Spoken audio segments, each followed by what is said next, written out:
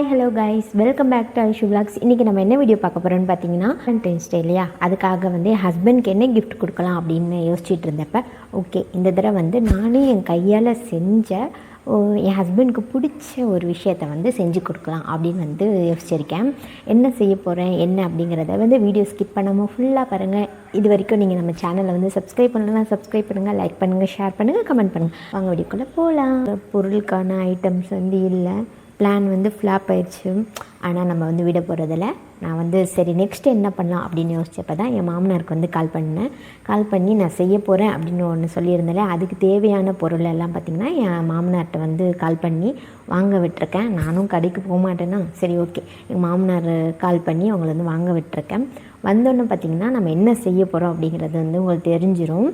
அதனால் video skip பண்ணாமல் ஃபுல்லாக பாருங்கள். வாங்க வீடியோக்குள்ளே போகலாம். ஃபைனலாக வந்து வாங்க விட்ட திங்ஸ் எல்லாம் என் மாமனார் வந்து வாங்கிட்டு வந்து கொடுத்துட்டாங்க. இப்போ நான் வந்து அதை உங்களுக்கு வந்து காட்டுறேன். ஐட்டம்ஸ் காட்டும் போதே நான் என்ன செய்ய போகிறேன் அப்படின்னு வந்து உங்களுக்கு ஒரு கெஸ் இருந்துச்சுன்னா மறக்காமல் வந்து கீழே கமெண்ட் பாக்ஸில் வந்து கமெண்ட் பண்ணுங்கள். இப்போ நம்ம என்னென்ன இன்க்ரீடியன்ஸ்லாம் எடுத்து வச்சுருக்கோம் அப்படின்னு உங்களுக்கு வந்து காட்டுறேன்.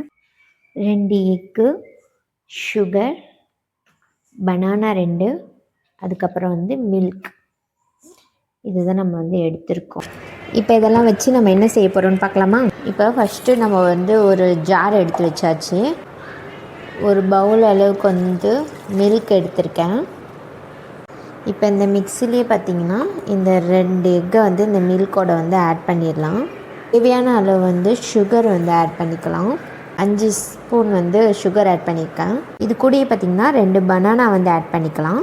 இது கூட பார்த்திங்கன்னா வெட்டி வச்ச வந்து பனானா வந்து ஆட் பண்ணிக்கிறேன். சுகர், மில்க், எக், பனானா இந்த 4மே பார்த்திங்கன்னா நல்லா மிக்ஸ் ஆகிற அளவுக்கு வந்து நல்லா கிரைண்ட் பண்ணி எடுத்துக்கலாம். இப்போ நல்லா பார்த்திங்கன்னா மிக்ஸ் பண்ணி வந்து எடுத்தாச்சு.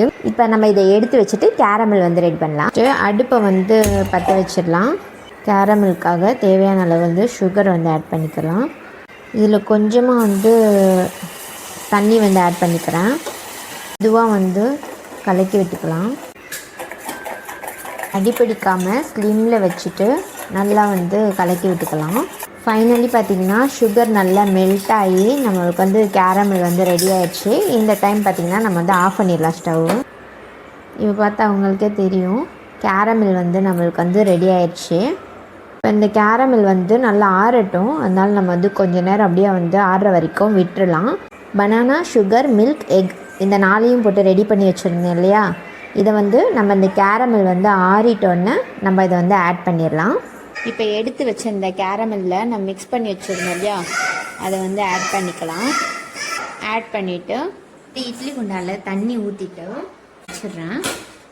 வச்சுட்டு இதில் நம்ம ரெடி பண்ணி வச்சுருந்தோம் இல்லையா அந்த மிக்ஸில் வந்து இதில் ஆட் பண்ணிவிட்டு பார்த்திங்கன்னா நம்ம ப்ளைட்டை வச்சு மூடிட்டு அதுக்கப்புறம் வந்து இட்லி மூடி வச்சு மூடி எடுத்துடலாம். இப்போ நம்ம வந்து ஸ்டவ் ஆன் பண்ணிடலாம்.